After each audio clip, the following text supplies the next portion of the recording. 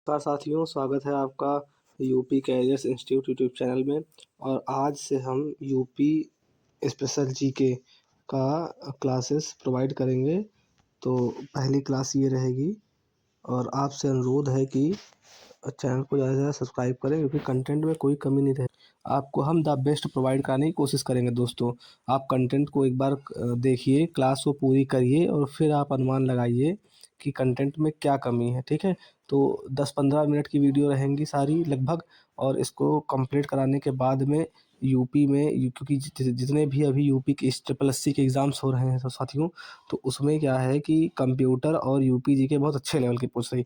तो कुछ भी छोड़ने की कोशिश नहीं रहेगी और सारे फैक्ट्स, सारे प्रीवियस ईयर, सारा कुछ इस लेक्चर में इंक्लूड रहेगा। ठीक है, तो बहुत ही शालीनता से ये लेक्चर रहेगा। और ये आने वाले यूपी SSSC के जितने भी एग्ज़ाम्स होंगे, लेखपाल सबसे बड़ा एग्ज़ाम होगा, जूनियर असिस्टेंट होगा, स्टेनो होगा और अदर एग्ज़ाम जैसे यूपीएसआई, यूपीपी, होमगार्ड, इन सब में भी ये बहुत ही महत्वपूर्ण रहेगा। तो आज ये पहली क्लास है साथियों, और देखते हैं इसका। तो ये है उत्तर प्रदेश का सामान्य परिचय। सबसे पहले जानते हैं कि उत्तर प्रदेश की स्थिति भारत में कैसी है। तो ये लगभग उत्तर में है दोस्तों।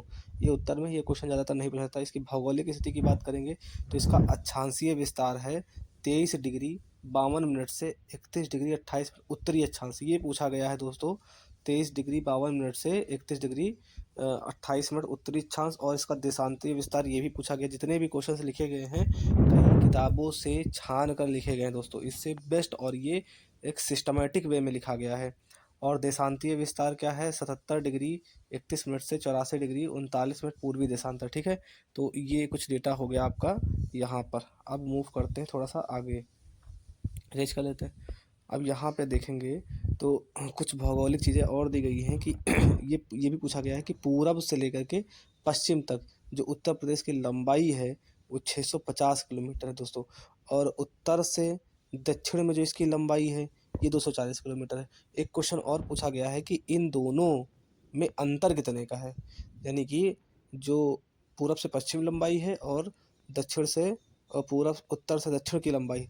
तो आप 650 में 240 माइनस कर देंगे तो 410 किलोमीटर आ जाएगा। तो ये क्वेश्चन भी पूछा गया है। ठीक है, तो आप इसको, जब ये डेटा आपको मालूम रहेगा तो अंतर निकालना कौन सी बड़ी बात है। अब इधर देखते हैं, कुछ महत्वपूर्ण फैक्ट और लिखा हुआ है।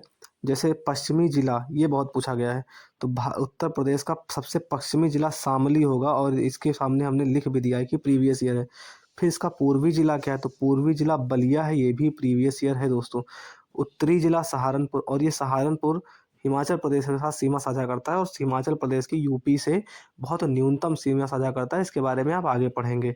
दक्षिणी जिला क्या है, सोनभद्र है, और ये सोनभद्र एकमात्र ऐसा जिला है जो 4 राज्यों से घिरा हुआ है। ये भी प्रीवियस ईयर है। तो ये अभी हमने फैक्ट के रूप में लिख दिया है, जब आगे इसको अच्छे से पढ़ेंगे तब इसका विश्लेषण करेंगे। ठीक है, अब यहाँ पे देखिए, यहाँ पे हमने लिख रखा है उत्तर प्रदेश का जो क्षेत्रफल है। तो ये क्वेश्चन भी पूछा गया है। उत्तर प्रदेश का क्षेत्रफल 2,40,928 वर्ग किलोमीटर है दोस्तों। और ये भारत के क्षेत्रफल का लगभग 7.33% है। ये क्वेश्चन पूछा गया है, इसको आप हाईलाइट भी कर सकते हैं। ठीक है, ये क्वेश्चन इंपॉर्टेंट है कि कितना है, तो 7.33%। और ये डेटा भी आपको हाईलाइट करना है। फिर एक क्वेश्चन पूछा जाता है कि जब पुनर्गठन हुआ था उससे पहले क्या क्षेत्रफल था। तो उससे पहले इसका क्षेत्रफल था 2,94,411 वर्ग किलोमीटर। आपको पता ही होगा कि नवंबर 2000 में उत्तर प्रदेश को के 13 जिलों को काट कर, 13 या साथ 11 जिलों को काट करके एक नया राज्य उत्तरांचल बनाया गया था, जिसे आजकल उत्तराखंड के नाम से जाना जाता है। फिर देखिए, यहाँ पे बोल रखा है कि उत्तर प्रदेश के दृष्टिकोण से क्षेत्रफल के दृष्टिकोण से उत्तर प्रदेश का जो भारत में है दोस्तों, वो चौथा स्थान पर है। तो ये क्षेत्रफल के दृष्टिकोण से है, लेकिन जनसंख्या के दृष्टिकोण से पूछेगा तो भारत में उत्तर प्रदेश प्रथम स्थान पर है। क्षेत्रफल के दृष्टिकोण से पूछेगा तो चौथे स्थान पर है। और ये कितना परसेंट कवर करता है, तो 7.33% कवर करता है। ठीक है, अब अगर हम बात करें तो उत्तर प्रदेश से कितने बड़े राज्य हैं देश में, तो सबसे बड़ा राज्य है राजस्थान, ये सबसे बड़ा राज्य है। ठीक है, उसके बाद में मध्य प्रदेश है सेकंड नंबर पे। फिर तीसरे नंबर पर है महाराष्ट्र, और चौथे नंबर पे अपना जो प्यारा सा उत्तर प्रदेश है दोस्तों। ठीक है, तो ये कुछ फैक्ट्स हो गए। अब मूव करते हैं, इनका सामने परसेंटेज भी लिखा हुआ है, तो आप इनको जो है देख सकते हैं, इनका सामने परसेंटेज लिखा हुआ है, आप इसको नोट डाउन कर सकते हैं। और हाँ, इसका जो हैंड रिटन नोट्स है सेम एज इट इज़ इसका हम अपने टेलीग्राम चैनल पर अपलोड कर देंगे। और इसका जो टेलीग्राम चैनल का लिंक होगा इस वीडियो के नीचे डिस्क्रिप्शन में, या तो चैनल के अबाउट में आप जा कर के डाउनलोड कर सकते हैं। बहुत अच्छे से कंटेंट लिखा हुआ है, और इसको आप PDF के फॉर्म में डाउनलोड करके आप फ्यूचर में भी पढ़ सकते हैं, बहुत ही कंसाइज वे में और बहुत ही अच्छा लिखा हुआ है। ठीक है, सेम एज इट इज़ यही रहेगा। अब बात करते हैं कि कुछ फैक्ट्स हैं दोस्तों कि विश्व में कुछ देश ऐसे हैं कि जिनकी कुछ क्या केवल 5 देश ऐसे हैं, इसको हाईलाइट कर देते हैं। केवल 5 ही देश ऐसे हैं जिनकी जनसंख्या उत्तर प्रदेश से अधिक है। जैसे चीन हो गया, और अपना भारत जानते हैं कि चीन और भारत में टॉप पे हो गया। भारत जनसंख्या के बारे में टॉप हो गया। यूएसए की जनसंख्या केवल भारत से अधिक है, उत्तर प्रदेश से अधिक यूएसए हो गया। और इंडोनेशिया हो गया, इंडोनेशिया की अधिक है, और ब्राज़ील की अधिक है। बाकी जितने भी देश हैं उनकी जनसंख्या उत्तर प्रदेश की जनसंख्या से कम है। और ये जो उत्तर प्रदेश की जनसंख्या का जो आंकड़ा लिया गया है ये 2011 के हिसाब से लिया गया है। ठीक है, तो आप अब सोच सकते हैं कितनी उत्तर प्रदेश की जनसंख्या आज के समय बढ़ गई होगी। ठीक है, कुछ फैक्ट्स और लिखे हुए हैं कि उत्तर प्रदेश की कुल जनसंख्या कितनी है, तो 19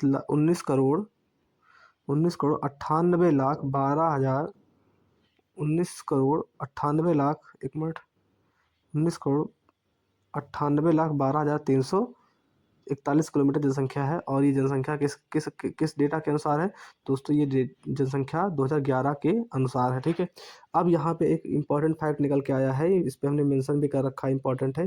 क्या इम्पॉर्टेंट है कि जनसंख्या के आधार पर उत्तर प्रदेश का देश में पहला स्थान है। तो ये जनसंख्या के आधार पर देश में पहला स्थान है, और अगर क्षेत्रफल के आधार पर पूछा जाएगा तो चौथे स्थान पर है। और क्षेत्रफल कवर कितना करता है पूरे भारत का उत्तर प्रदेश, तो पूरे भारत का 7.33 ये डेटा कवर करता है। तो आप एक बार फिर से देख लीजिएगा कितना सुंदर तरीके से पूरा सब कुछ डिस्क्राइब किया गया है।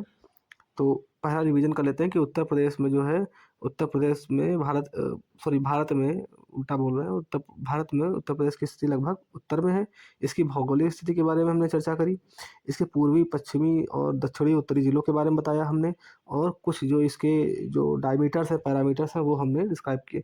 अच्छा, जैसे ये है कि इनको याद करने की ट्रिक क्या होगी, पश्चिमी ज़िला, पूर्वी ज़िला और सहारनपुर ज़िला, क्योंकि इसमें फैक्ट्स बहुत है दोस्तों। तो अगर आप ऐसे डिमांड करेंगे कमेंट सेक्शन में कि इसकी ट्रिक बता दीजिए सर, तो ये भी निश्चित रूप से बताया जाएगा। ठीक है, अब आगे मूव करते हैं कुछ डेटा और। हाँ, यहाँ से भी क्वेश्चन एक डेफिनेटली क्वेश्चन आप याद रख लीजिए कि कुछ चीज़ें पूछी जाती है, जैसे राजकीय चिन्ह क्या है, राजकीय पशु क्या है, राजकीय पक्षी क्या है, ये सब चीज़ें पूछी जाती है। तो राजकीय चिन्ह जानते ही होंगे आप, कुछ ऐसे होता है, ऐसे करके, और इसमें 3 धाराएँ ऐसे बनी होती हैं, और यहाँ पे मछली बनी होती है, और यहाँ पे तीर कमान होता है दोस्तों। तो ऐसा कुछ भारत का, उत्तर प्रदेश का राजकीय चिन्ह है इस टाइप से। ठीक है, आप गूगल कर लेंगे, मिल जाएगा कि यूपी का राजकीय चिन्ह बताइए, गवर्नमेंटल साइन बताइए। तो अब हम देखते हैं कि क्या फैक्ट्स हैं इसके जो याद करना है। तो उत्तर प्रदेश का राजकीय चिन्ह कब अपनाया गया था, तो 1938 में अपनाया गया था। ये इंपॉर्टेंट फैक्ट है दोस्तों, ये डायरेक्ट एग्जाम में पूछा जा सकता है। इसमें कहा जाता है कि तीर धनुष किसका, मतलब पूछा जाएगा कि क्या इनमें से नहीं है, ऑप्शन लिख के आएगा कि राजकीय, उत्तर प्रदेश के राजकीय चिन्ह में निम्नलिखित में से कौन सा विकल्प भिन्न है या कौन सा चिन्ह नहीं है। तो उसमें आप याद रखिएगा कि क्या क्या चीज़ें पाई जाती हैं। तो तीर धनुष पाया जाता है, तीर धनुष, फिर उसके बाद में 3 धाराएँ पूछी जाती हैं, 3 धाराएँ, जो 3 तिरंगे हैं वो हैं, और 2 मछलियाँ हैं। अब ये पूछा जाता है कि 3 जो धाराएँ हैं वो किसको डिनोट करती हैं, किसको चिन्हित करती हैं, तो ये गंगा यमुना के बहाव के संगम को प्रतीत करती हैं, गंगा यमुना तहजीब के बारे में बताती हैं। ठीक है, यानी कि एकता के बारे में। फिर तीर धनुष क्या होता है, तो भगवान श्री राम का प्रतीक है, क्योंकि भगवान श्री राम तीर धनुष के बारे में, और इनका जन्म अयोध्या में हुआ था, इसलिए तीर धनुष को शामिल किया गया। फिर बताते हैं कि 2 मछलियाँ क्या है, तो 2 मछलियों को बताते हैं कि अवध में मुस्लिम शासक का चिन्ह है, ये मुस्लिम शासक को डिनोट करती हैं ये 3 मछलियाँ, 2 मछलियाँ।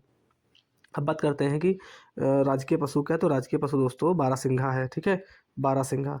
अब बारहसिंघा इसे क्यों कहा जाता है, क्योंकि इसके पास 12 सींगें होती हैं, और मुख्य रूप से ये दलदली मैदानों में पाया जाता है, इसीलिए इसे दलदली हिरन भी कहते हैं। ठीक है, क्योंकि हिरन ही समझ लीजिए हिरन टाइप से होता है, तो इसलिए इसको दलदली हिरन भी कहा जाता है।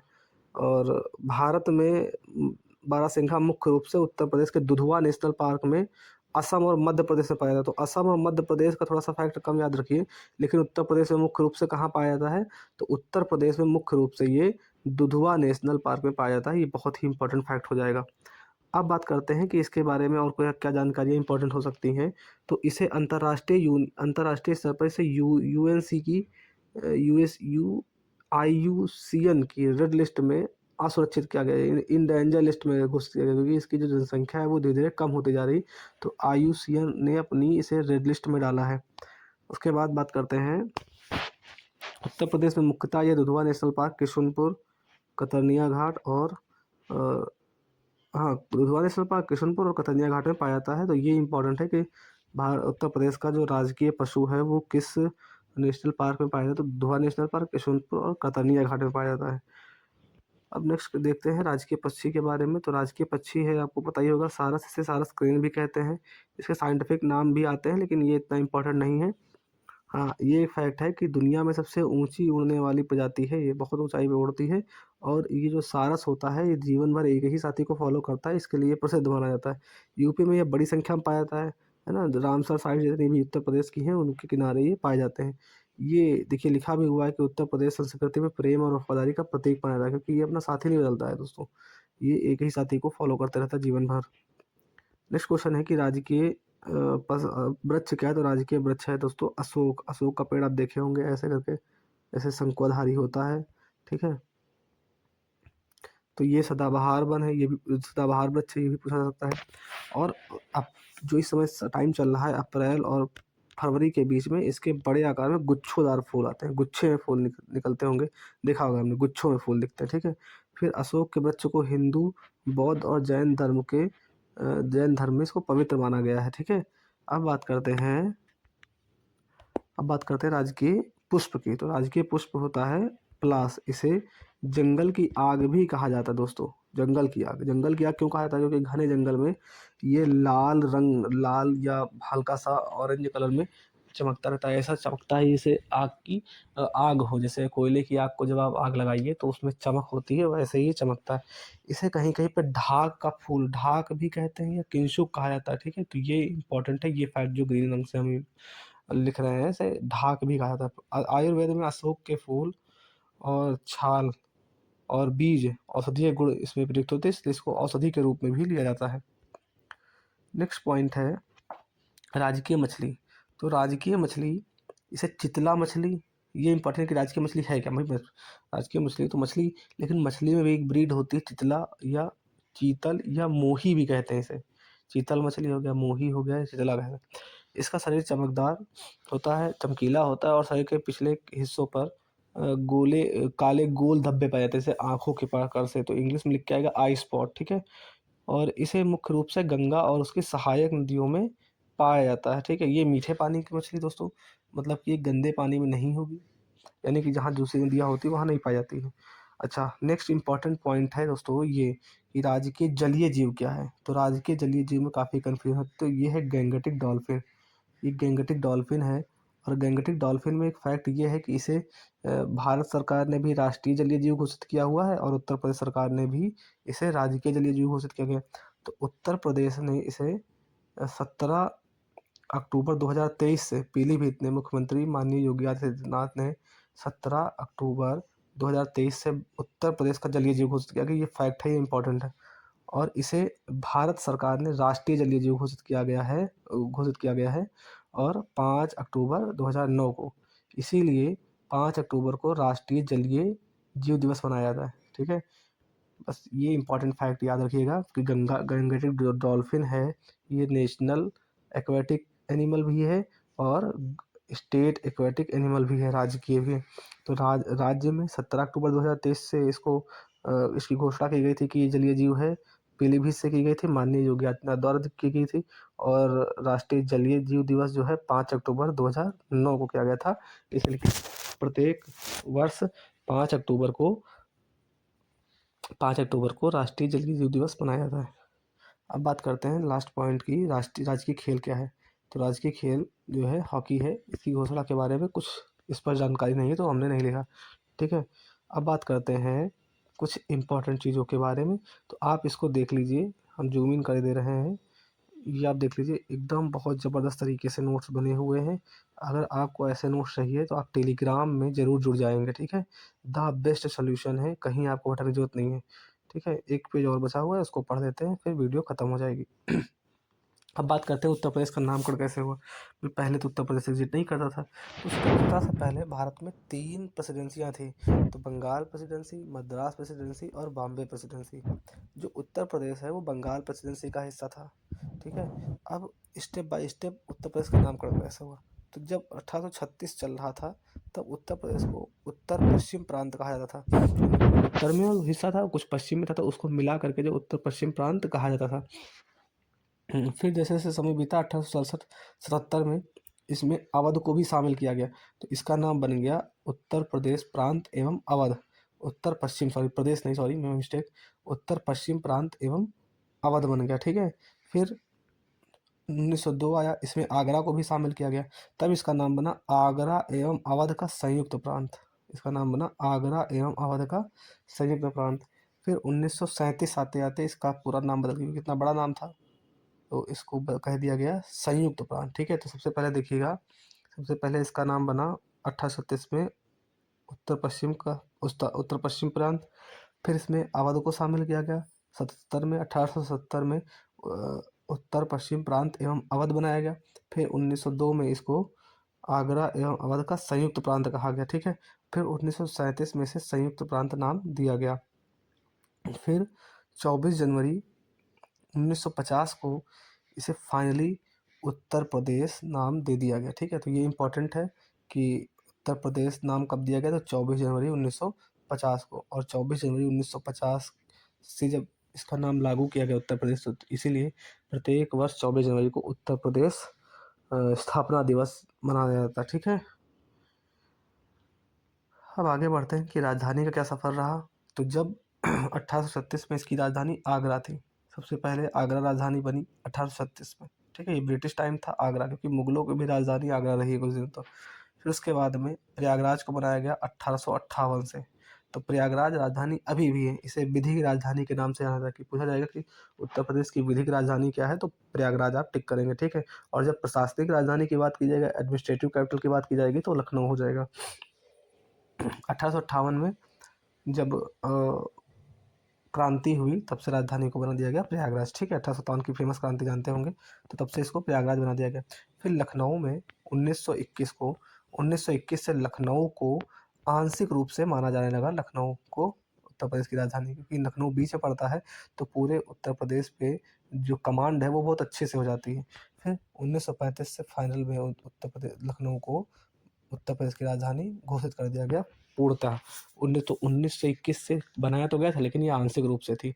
और फिर 1935 में इसको पूर्णतः बना दिया गया। कुछ इंपॉर्टेंट फैक्ट हैं, बस खत्म हो जाता है लेक्चर। तो बोला गया, जैसे अभी हमने बताया कि उत्तर प्रदेश दिवस कब मनाया जाता है, तो उत्तर प्रदेश दिवस मनाया जाता है 24 जनवरी को। और इसकी जो अनुशंसा की थी सबसे पहले, तो राज्यपाल राम नाईक ने किया था। राज्यपाल के राम नाईक के सुझाव पर 24 जनवरी 2018 को पहली बार उत्तर प्रदेश दिवस मनाया गया। तो ये भी क्वेश्चन पूछा जा सकता है कि सबसे पहली बार उत्तर प्रदेश दिवस कब मनाया गया, तो 24 जनवरी 2018 को पहली बार मनाया गया। ये प्रीवियस ईयर क्वेश्चन है, देख लीजिए आप, मेंशन कर दिया मैंने।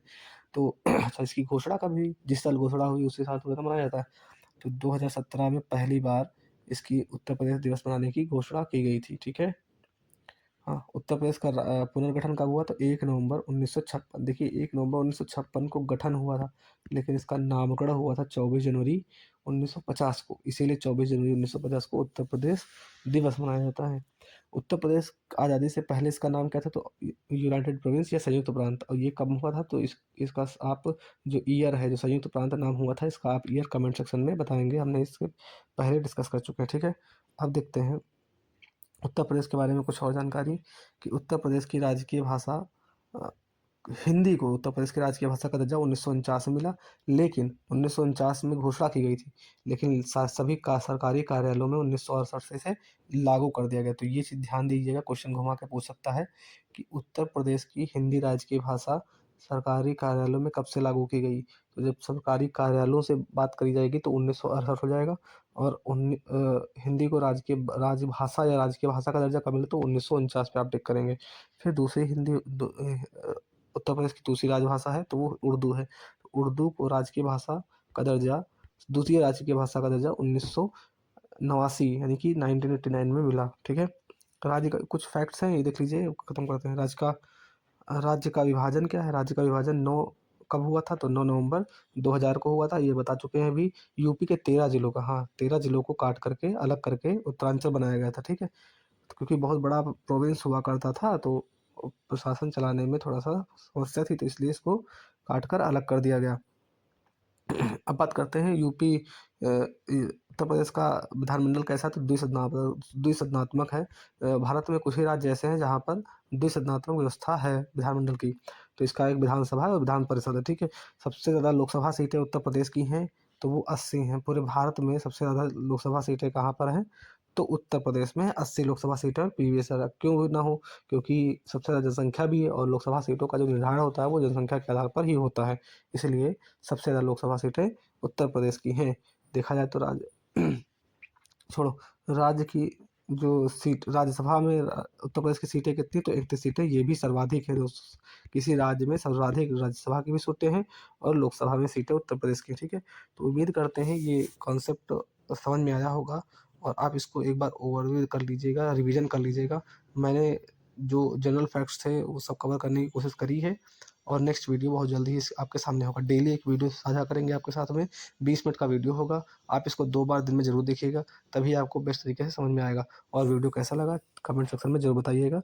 नेक्स्ट वीडियो के लिए चैनल को सब्सक्राइब करके बेल आइकन दबा दीजिएगा। चैनल नया है एकदम, आज ही कल में शुरू किया गया है, तो बहुत ही ज़्यादा आप लोग इसको प्यार दीजिए, सपोर्ट दीजिए। धन्यवाद।